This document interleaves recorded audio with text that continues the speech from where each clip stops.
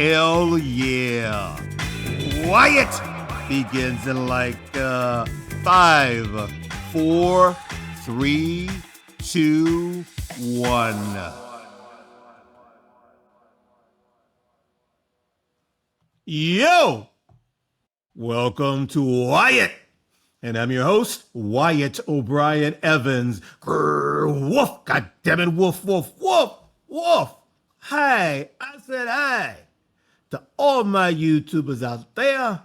If you like what you hear, and if you like what you see, and I know you do, just click that subscribe button at the bottom of your screens. And since I know you loves me, give me some likes. Yeah. So let me tell you something. This is the 200th episode of Wyatt. Yes. And in celebration of that, I decided to tackle a very important and critical issue within the LGBTQ plus community, particularly affecting Black LGBTQ plus individuals, and that's mental health. So our very, very special guest is Dr. Jonathan Mathias Lassiter. Don't you just love that name? Dr. Jonathan Mathias Lassiter. Now, Dr. Lassiter is a leading clinical psychologist. He's also a speaker, an author, and a professor. So all I can say is, let's get it on. So without further ado, Wyatt, I said Wyatt, welcomes professor and author and public speaker and licensed clinical psychologist, Dr. Jonathan Mathias Lassiter. Talk at me. How the hell are you? I'm doing great. I'm very excited to be in conversation with you. How are you? I am doing great. Listen, I am so happy to have you here. Let me ask you the first question, which is, do you recall the classic, iconic sketch comedy show In Living Color? Oh, yes. It's a big part of my childhood. Likewise. Do you remember the characters, the Headleys, the Jamaican family with so many jobs? Yes. They had 80 jobs all the time. Right. Listen, you remind me of the Headleys, man, because because you have so many jobs. I love it. I love it. And you know, Jonathan, I'm really glad to have you here on the show. This is my 200th show. Oh, really? And I get to be the guest. Oh, this is such an honor. Oh man, listen, it's an honor for me. And I really wanted to have you on the show today because I'm an intimate partner of violence and abuse subject matter expert and advocate.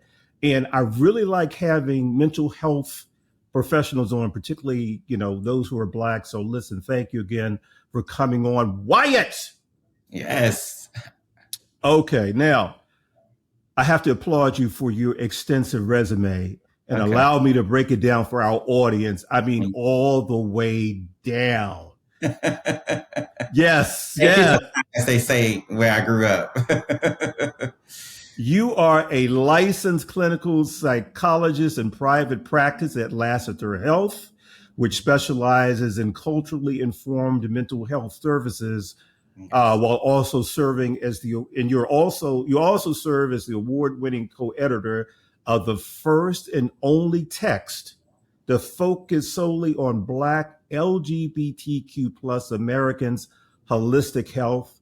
The title is Black LGBT Health in the United States, the intersection of race, gender, and sexual orientation. And as a public intellectual and on-air mental health expert, you have been featured across television, radio, podcasts, and print media. And what else do we have for you? You have been on PBS News Reports, Sirius XM, iHeartRadio, Forbes, and The Hill. You're also a professor, author, and public speaker. So in other words, my friend, I want to be just like you when I grow up. Oh, no. It's not. You know, it sounds like a lot, but they all meld together. So it doesn't, I shouldn't say it doesn't feel like a lot. Sometimes it does, but it's often all moving in the same direction. So it makes it completely manageable. And they feed each other. It energizes me. Well, that's good. That is Yeah. so good. Okay, what I want to do first is delve into Black LGBT health in the United States, the Okay. intersection of race, gender, and sexual orientation. And that Mm-hmm. focuses on mental, physical, and spiritual aspects of health. And Mm-hmm. it also explores the intersection of race, gender, and sexual orientation while highlighting the unique challenges faced by Black LGBTQ plus individuals Right. in assessing mental health support. So, first of all, Dr. Jonathan, what was the impetus for this work? So I have to give all credit to my co-editor, Dr. Mm, Lords D. Fallons. okay. Lords and I, we met in 2011 at a workshop around research for racial and ethnic groups. Ah, And she was just like this amazing speaker, really strong spirit personality. mhm. And when I was doing my postdoc years later, she sent out this email, hey, these publishers reached out to me about doing a book. Anyone interested?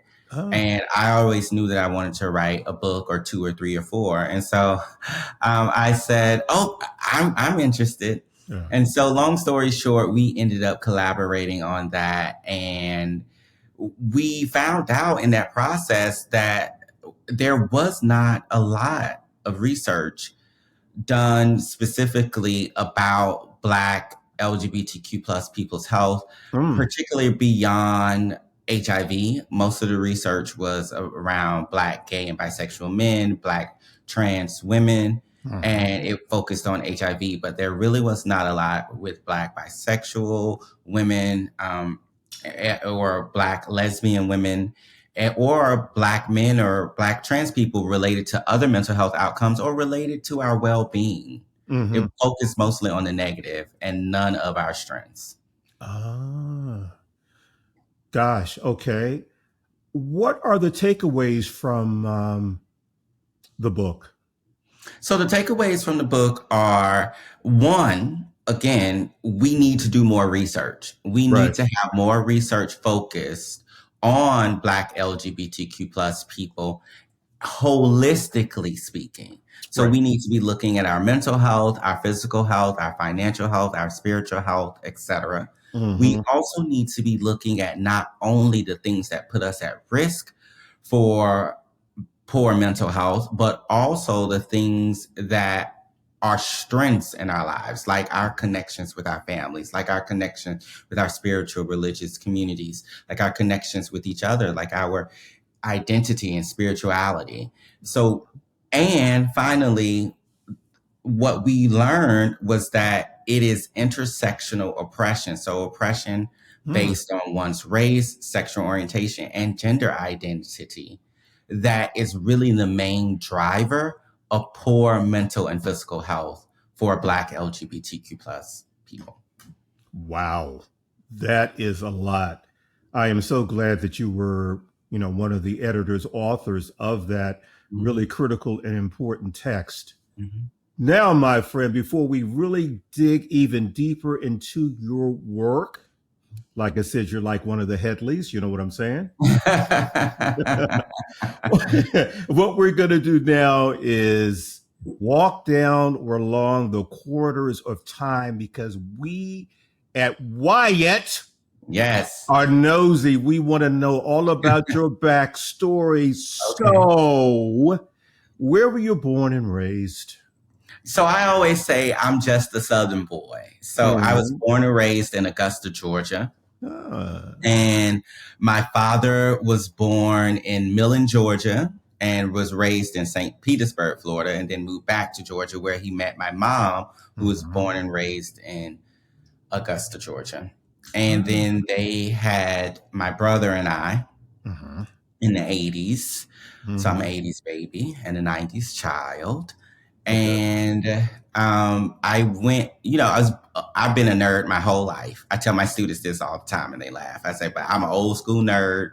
I love books. I like long format, you know.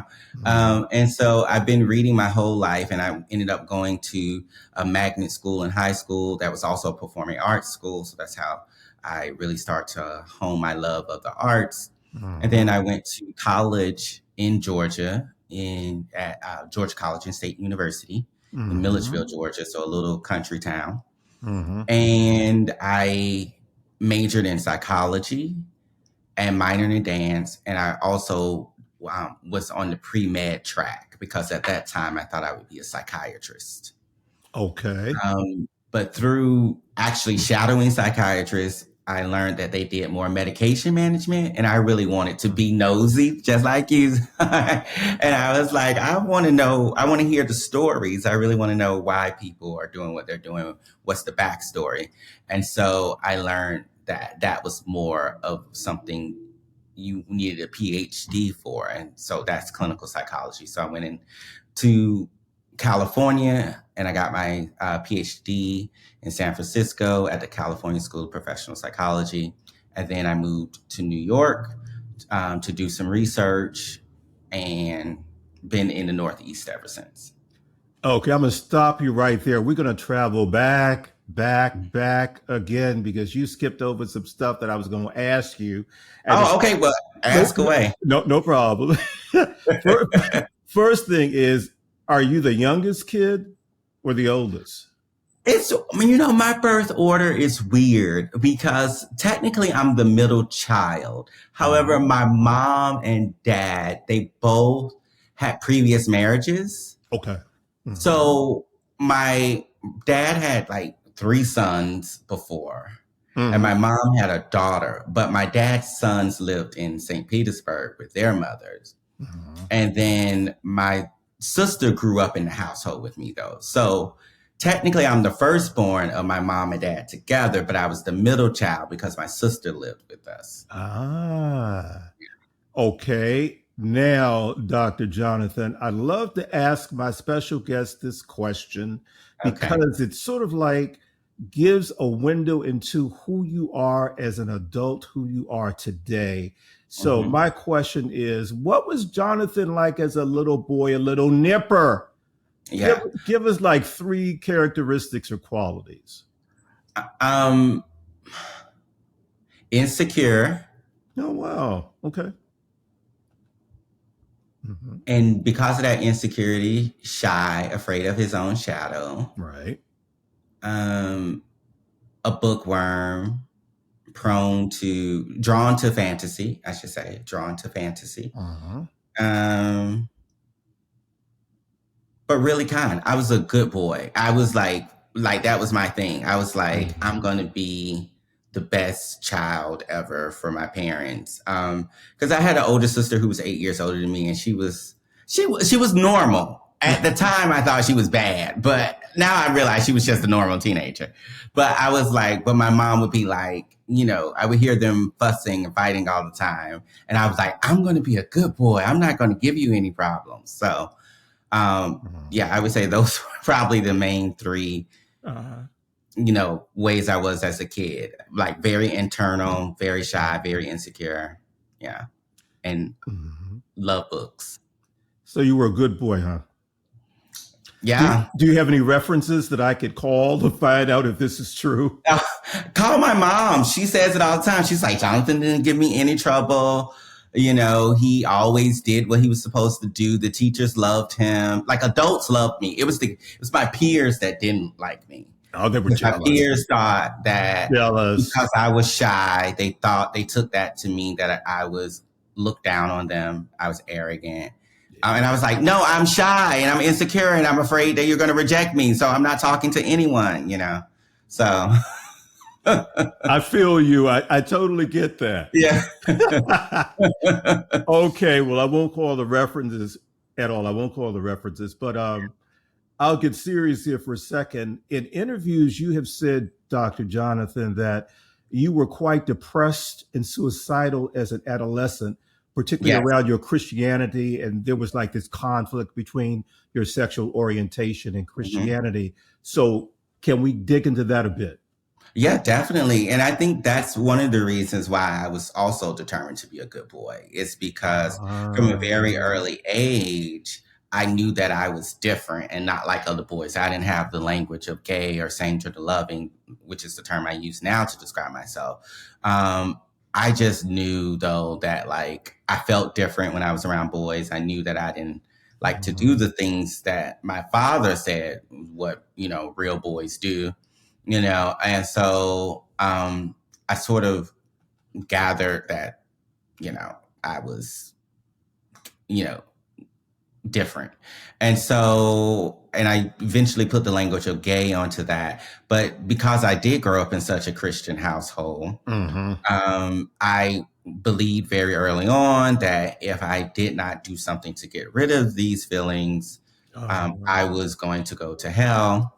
mm, Um, and I also thought my family would reject me. And right. so I was like, I'm going to be really good so that even if I can't get rid of these feelings, like hopefully I'll be good enough that they'll still like me, right? I'll Uh-huh. have great grades. I'm going to be a doctor. Like I'm going to be their best child, so they don't won't want to get rid of me.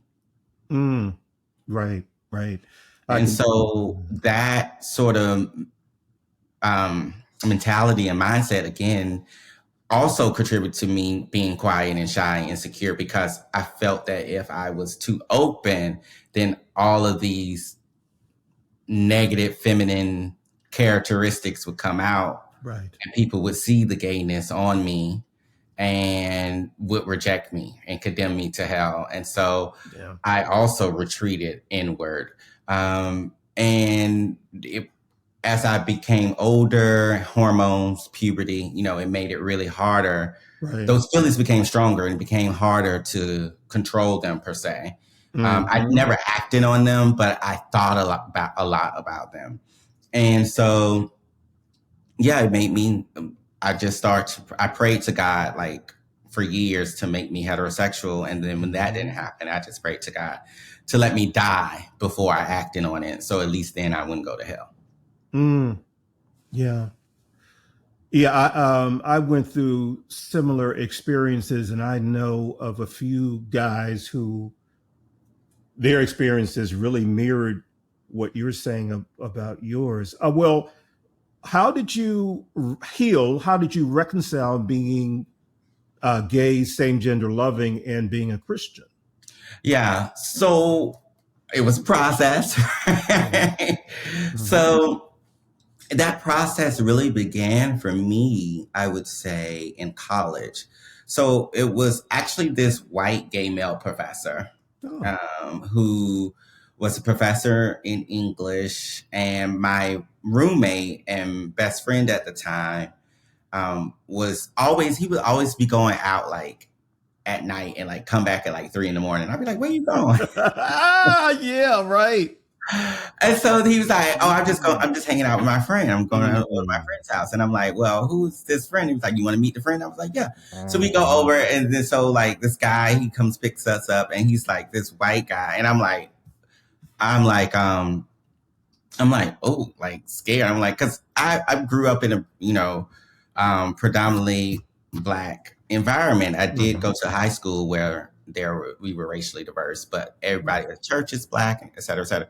So there's this like white guy, and I'm like, who is this? Like, but then like as we get to know him, like what my friend was really doing at this guy's house was like having dinner and watching like gay movies. And what I mean by gay movies, not pornography, but like, have you heard of Gods and Monsters? Like all Mhm. of these like Absolutely. seminal, I guess you will, gay films that I had never heard of. Right. And he had all these books in his house. Like he had Toni Morrison, James Baldwin, he had Brad Gooch, he had um, Oscar Wilde, all of these different books. And Mhm. again, I'm a bookworm, so I'm Right. immediately intrigued because of this. But he also has books by people like Bishop John Shelby Spong, who's talking about fundamentalism and Christianity and all of these things. And so I become very interested in like understanding sort of like the long history of religions and world religions. And so so I start doing all this reading and having these conversations with him over dinner and whatnot. And so it just really opened up my mind. And then eventually I came to like African cosmology and things like that. And so that really just like, oh, so this religion thing is a created thing. Like, this isn't like some like divine one way only sort of thing that I had believed as a child. I was just like, so there are different religions. They all have their own unique histories, and some of them connect in some ways, and they're used for different purposes. I was like, oh, so this whole time I've been hating myself because I think there's one way to be based on this, definitive message. And none of this is true. Furthermore, God is God, right? And so that really liberated me. So I guess the short answer to the question is that I was able to come to this place of reconciliation by re-educating myself and liberating my mind.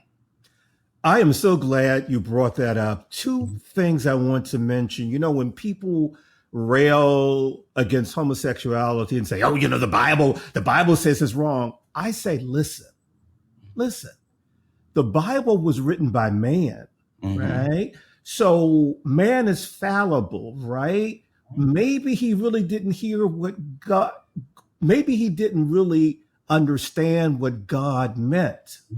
So when you're dealing with humans are fallible. So how can we really say, the Bible says this, that, and the other? And then number two, homosexuality was just accepted in Rome back in the day. I mean, it was like being heterosexual. Everybody knew it, and it was accepted, and it was like it was normal. It was like a mentorship in some cases too, right? So like and that's also something that I learned. So I love that you mentioned Rome, because I think that was sort of the first lens through which I started to see the historical roots of homosexuality in a non-negative way. Right. Was by learning about the history of Rome and Greece. But as I became more African centered, I started to look for evidence of that in African cosmology and pre-colonial African communities, and also learned that too, because after learning Rome and Greece, then people would say, yeah, but that's the white man stuff on us. And so then I became interested in, well, is that true? So then that led me to that pre-colonial African societies and cosmologies. And I was like, actually, no, it's there too. Okay. That I did not know. Thank you for bringing that up. Okay. It's my understanding that along with the need to better understand yourself and your family, your university experiences pushed you into the mental health field. Did I get that right? Yeah, I would say all of it was a part of going into the mental health field. So 100%, like it really came from, as you said, trying to understand myself, going through this process of educating and liberating my mind, and then wanting to figure out how other people did that and to help them. So actually what my master's thesis during my graduate program was, I did interviews with Black same-gender loving men in the Bay Area. And I asked them, how did you come to a place of comfort with both your Christianity and your sexual orientation? And what I found through doing those interviews was, again, it aligned a lot with my own experience, but there were some things that I hadn't considered. But one of them was like, they took space between them and their families and churches of origin. Sometimes they went back, but a lot of times they had to get space so they could figure out who they were on their own, and to develop a relationship with their higher power that was not dictated by those communities and their families of origin. Another thing that they talked about was challenging the truthfulness and the motive of the people giving the homonegative or homophobic messages in the church. Mm-hmm. Another thing that they mentioned was using their own lived experience as evidence of God's love for them. So like I had some of the participants in my research study say things like, well, God paid my light bill, so God ain't got no problem with me. You know, and I was like, that's really good. Another thing is that they sought support from other Black Christians and they gave support to other Black Christians. So there are, and the other thing that they also articulate was that it was a practice. So was it something that happened once and they were done, but it was something that they cultivated time and time again in all their interactions. Okay. That's insightful, Dr. Jonathan.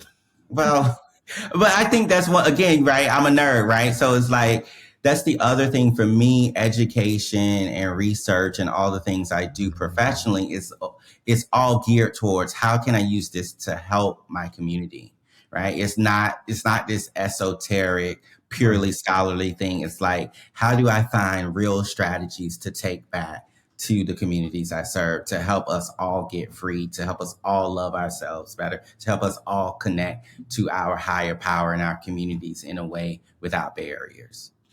Lord knows we need so much more of that, which brings me to the big D, depression. Yes. Which I believe affects LGBTQ plus people of color, particularly Black people, more disproportionately in comparison to the other subsets of our community. Mm-hmm. And so what are the types of depression and how do they manifest themselves? What are some of the symptoms?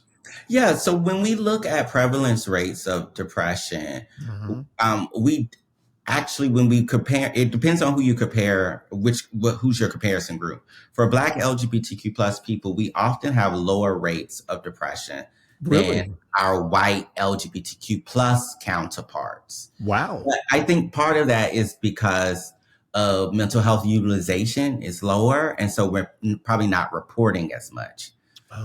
So meaning basically Black LGBTQ plus people are less likely to go see a therapist than a white LGBTQ plus person. However, the opposite is true when we're comparing it to Black heterosexual people. So when we compare Black LGBTQ plus people to Black heterosexual people, what we find is that we do have higher rates of depression, anxiety, suicidality, things like that. And we are more likely to seek psychotherapy care. So with that said, though, what are some of the drivers of that? Again, I go back to intersectional oppression. So we are, at the hands, we're receiving racism, right? We're having to navigate racism.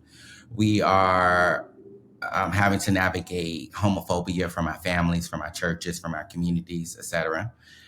We know that the system is set up to keep a lot of Black people out of high-paying jobs and things like that. So poverty is a stressor for a lot of us. In fact, there's research that shows that the socioeconomic status of Black LGBTQ plus people is significantly lower than their white counterparts, and Black lesbian, bisexual women also have even lower socioeconomic statuses than Black, gay, and bisexual same-gender loving men. So intersectional oppression is a big driver. Another driver is what I think about of the religion and spirituality piece, because what the heterosexism does is it also disconnects people from what I think of as the greatest power we have, and that's our spirituality, our understanding of ourselves as something all powerful, right? And connected to something greater than ourselves. And so a lot of Black LGBTQ plus people don't believe themselves to be all powerful, connected to something greater than themselves. They actually believe themselves as flawed, unlovable. And so even if they enter relationships, they act in those relationships in ways that illustrate that they believe that they're not worthy of love, right? So they sabotage those relationships. They are not emotionally expressive. They don't share their concerns with their partner in ways that would bring them closer, but instead separate them. So that's a big piece as well. And I also think that the system itself, again, is not set up to serve us in the ways in which we need. We know that Black people make up a very small percent of the mental health profession. One of those reasons is because the mental health profession itself has been a tool of white supremacy and anti-Black racism for throughout its history since its origin. So we have people like Samuel Cartwright, who diagnosed slaves with having a mental health disorder when they ran away to freedom, right? We have Benjamin Rush, right, who is considered a father of psychiatry, who is also pathologizing Black people. We have mental health asylums who were pathologizing and labeling Black women as crazy and taking them away from their families and involuntarily holding them in mental health asylums. So we there's a real history of mental health being used as a weapon against Black people.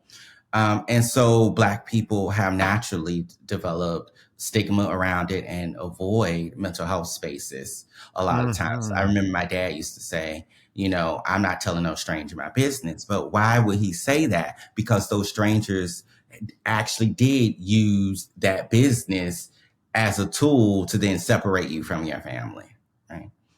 So that's all wrapped up in there. And so we don't have enough Black mental health providers, and we definitely don't have enough Black mental health providers who are also part of the LGBTQ plus communities to help us. So all of these things contribute to poor mental health among us. That's some good stuff. This leads me to say this. Sometimes I get very irritated when I hear Black people say,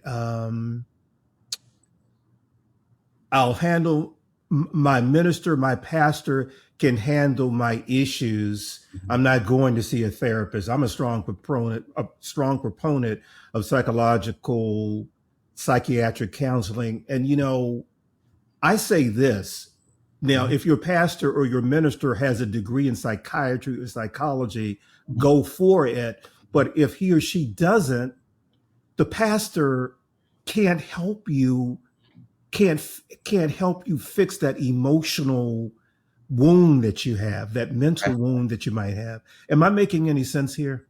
Oh, 100%. I mean, and that's also one of my pet peeves. And I always say, take the both and approach, right? If your pastor is going to, be helpful for you, then okay, by all means, go to your pastor. But you're right. Your pastor doesn't have a degree in mental health treatment. You need mental health treatment.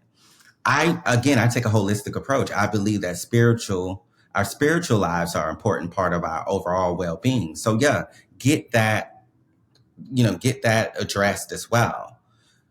And also go to a mental health professional. So I say do both. Absolutely, because you have some Black people that are adverse, to counseling, and they really believe, or they want to believe, that this pastor, this minister who doesn't have mental health training can resolve their issues. So, right. And that's not often, too often that is not the case. They are ill-equipped to do that. You can't pray away depression. Right. You can't pray away anxiety. You can't pray away self-loathing. And so we need spiritual care, but we also need real mental health services that can help us address those concerns, our mental health concerns. Got it. Dr. Jonathan, some time ago, you spoke on narcissism in Black gay men. And I found that conversation utterly fascinating. So I want to get into it. Now, we throw that word around a lot. We really Mhm. do. When we get pissed off with somebody, we'll say, oh, he's just being a narcissist. He's just a narcissist. So Uh-huh. let's define narcissism. What is it and what does it actually mean? Yeah. So I'm going to give this caveat, and I gave this caveat on that podcast. So that podcast was actually called "A Date with Darkness," and is hosted by my good friend Dr. Natalie Jones. We actually went to grad school together. So hey, Natalie. But she is an expert on narcissistic personality disorder. I am not an expert on narcissistic personality disorder, so I will say that off jump. However, when we think about narcissistic personality disorder, we think about it as what we call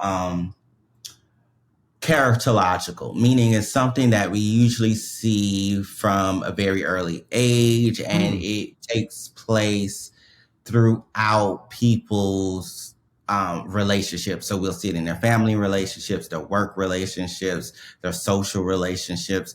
And it is a real serious mental health disorder. And so people with narcissistic, excuse me, people with narcissistic personality disorder are often, they seem very self-centered. They're what's the word? I'm trying to think of the non-clinical term. They are trying to make themselves appear greater or more important than they actually are. They can be insensitive or lack empathy for others. They are competitive. And so all of these things really create this situation where they are the center of attention, or they're trying to be the center of attention, and they lack empathy for others. And so their relationships are not healthy ones. But really what Dr. Jones would say is that what's actually happening here is that they are acting that way because there actually really is a deep identity wound in them. And so they actually feel very inferior inside, but they're trying to portray themselves as much greater than. Does that make sense? It does. Do you see a lot of that in the Black LGBTQ plus community, particularly where Black gay males are concerned? Right. And so the truth of the matter is that we don't have enough research on that. I do not know of any research studies that have been done specifically with Black LGBTQ plus populations looking at narcissism. Okay. It may exist, but it hasn't come across my desk yet. Okay. Yeah. Right. And I'm often looking for that sort of stuff, right? Like I have Google alerts for anything around Black LGBTQ plus mental health. And so I haven't seen that yet. So I say that to say, I can't answer that based on research. I can't answer that question based on research. Right. What I will say, though, is that anecdotally, Black LGBTQ plus people, and I would say men, as I was talking about with Dr. Jones, in particular, do experience a lot of early traumatic circumstances that set up the environment where they are more likely to have those sort of deep wounds that make them feel really inferior. So sometimes if that's not addressed, that can then turn into narcissistic personality disorder. Well, as Mr. Spock, rather, from the original Star Trek would say, fascinating. Yeah. Simply fascinating. Wow. Okay.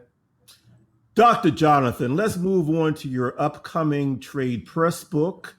The title is How I Know White People Are Crazy. Let me say that again. How I Know White People Are Crazy. So it's scheduled to be published by Hatchet Books next year in 2025.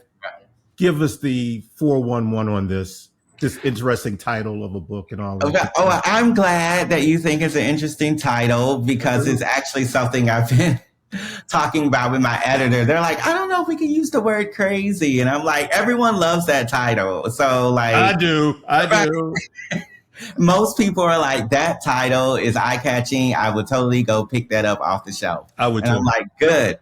But they're like, but you're a psychologist. Psychologists don't use the word crazy. I'm like, I'm not using it as a diagnosis, right? I'm using it to highlight the absurdity of it. But anyway, to your question, the book is really, it's my memoir. So it's through memoir, I use emotionally charged stories from my life. Okay.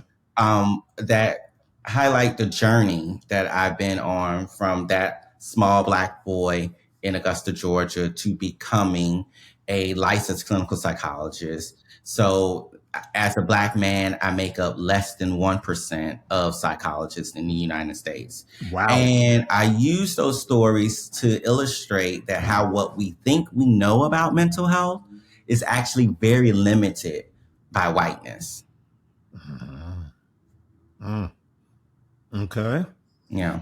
Well, How I Know White People Are Crazy, that title will sell books. I really want people to pick it up again, because one, what I'm trying to do is I'm trying to highlight whiteness, not as we think about it in terms of racism, because a lot of people have talked about whiteness in terms of racism, but really whiteness in terms of a mindset. And a mindset that assumes that we are fragmented from each other and from a higher power. A mindset that assumes that we are limited and that resources are limited. And a mindset that assumes that we are all at risk for destruction and we should either destroy or be destroyed, right? It's a mindset that values competition, materialism, and individualism. And so it's through that mindset that we see a lot of problems coming up in society, like racism, heterosexism, ableism, et cetera, et cetera.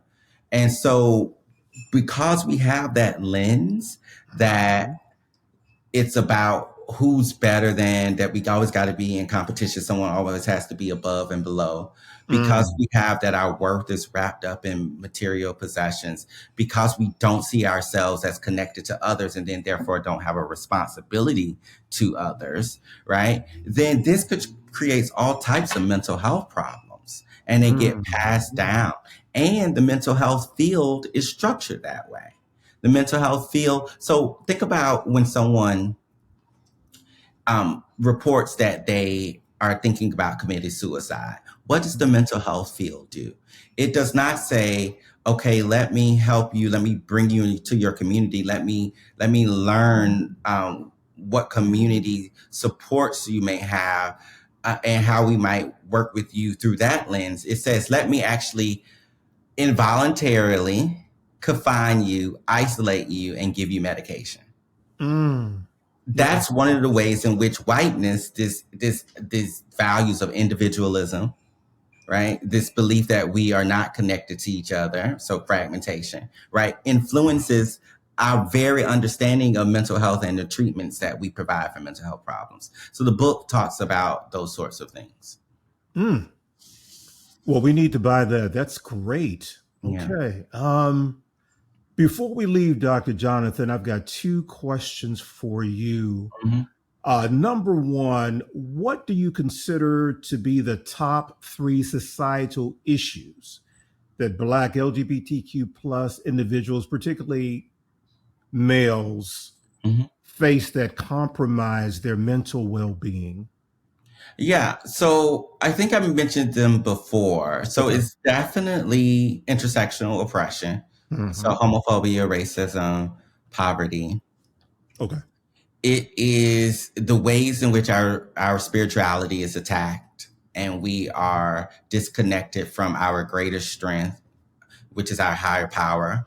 And it's also how we internalize that.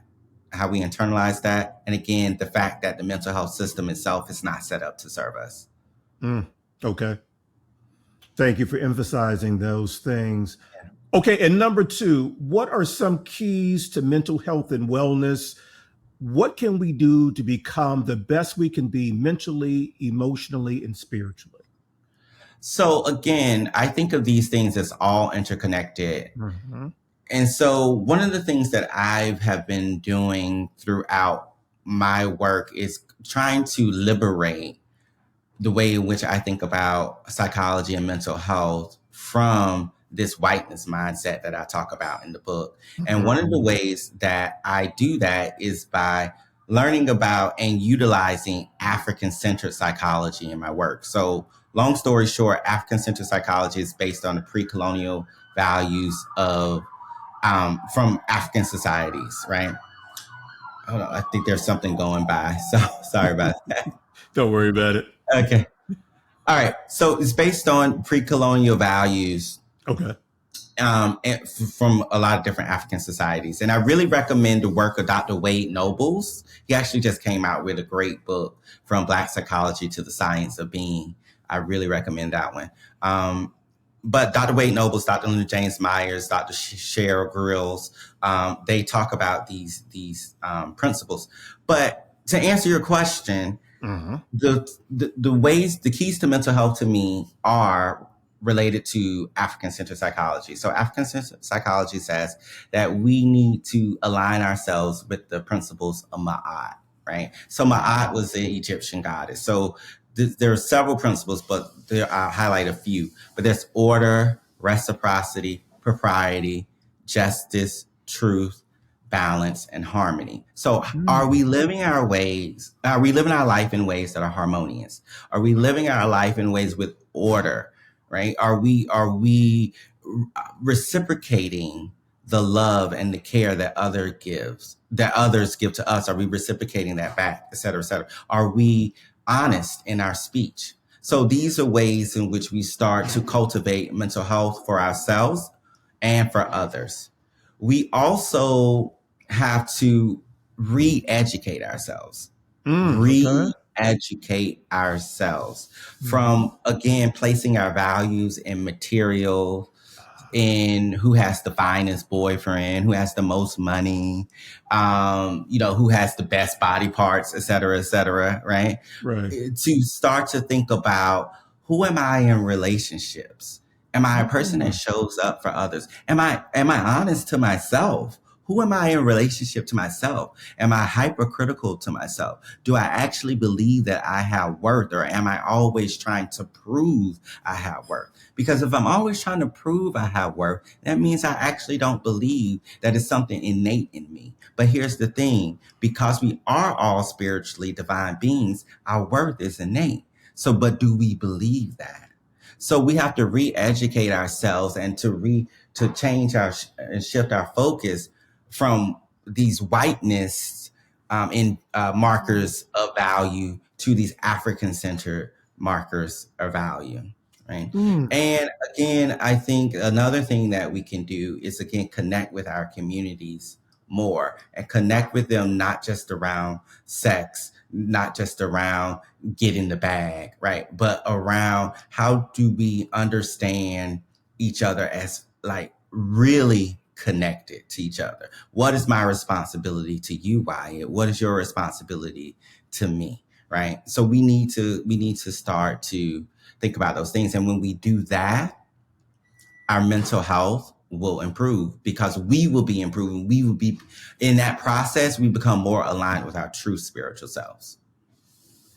My audience, please take heed of these great points. Dr. Jonathan, I could hug you for that. That's on point. It makes so much sense. And we need to hear that over and over again. Whoa. Yeah. Right. Okay, so how do us grown folks connect with you? Give us your social media and all of that great stuff. Yeah, so my socials are Lassiter Health, at Lassiter Health. So if you want to reach out to me, DM me, follow me on Twitter, follow me on Instagram, at Lassiter Health. You can also learn a lot about me and the research that I'm doing at my website, and also my private practice, because I do psychotherapy with folks in New York City, but I'm also getting ready to start to offer online courses around African-centered psychology and these principles that I just described, as well as to offer groups for Black same-gender-loving men in particular that are, again, meant to provide that support and help us support each other and be in healthy relationships with each other that is not based around sex. So that's coming down the pipeline. But you can follow all of that by looking at my website, www.jonathanmlassiter.com. Spell it out, please, for us. Yeah, JONATHANM, as in Mathias, my middle name, Lassiter, LASSITER.com. JonathanMLassiter.com. Well, Dr. Jonathan, let me tell you something. I want to thank you so much for making this 200th episode of Wyatt so doggone special. You just made it so special, and I just don't know what else to say. You just made this special. No, thank you. This has been a treat for me. This is very special for me. And I just love what you're doing. And congratulations on all your success. Number 2 by the Pride Index. That's amazing. So go you and keep doing it, because we need your voice. We need your platform and the work that you're highlighting in our communities. Again, these are the reflections that we need to see of ourselves, holistic reflections, right? And this also helps our mental health, because when we can imagine ourselves beyond those negative images, then we feel better about ourselves. Our self-worth grows, and we're able to value ourselves and value others more. So thank you. Well, you know what? As Michael Jackson would say if he were alive, oh, Tito, thank you so much for those kind words. But no, it's true. Seriously, I appreciate you. You have an open invitation to come back anytime you want. Oh, thank you. I'm definitely going to take you up on that. So thank you. Mr. Dr. Jonathan, thank you so much. It was a pleasure. My pleasure. Yeah. So y'all, there you have it. You can find the official Wyatt podcast page at WyattEvans.com, the go-to destination for LGBTQ plus news, features, commentary, and entertainment. WyattEvans.com is visited by more than 100 countries on the regular. All I can say to that is, hey, baby. And at WyattEvans.com, you'll find my smoking hot, HAWT hot, Nothing Can Tear Us Apart series of novels. And as you just saw on the top, Shattered. And y'all, Shattered is full of action, danger, intrigue, sexually charged situations, passion, and all of the wonderful elements that you're used to in the Nothing Can Tear Us Apart series of novels. So get your new copy of Shattered. Now you can follow me, your host, Wyatt O'Brien Evans, all across social media, and poof, is right there for you to peruse, like TikTok and Twitter and Facebook and Instagram. And if you have any comments or whatever, you can hit me up at wyattonair@gmail.com. So until next time, y'all, woof, goddammit, woof, woof, woof, woof. I said woof.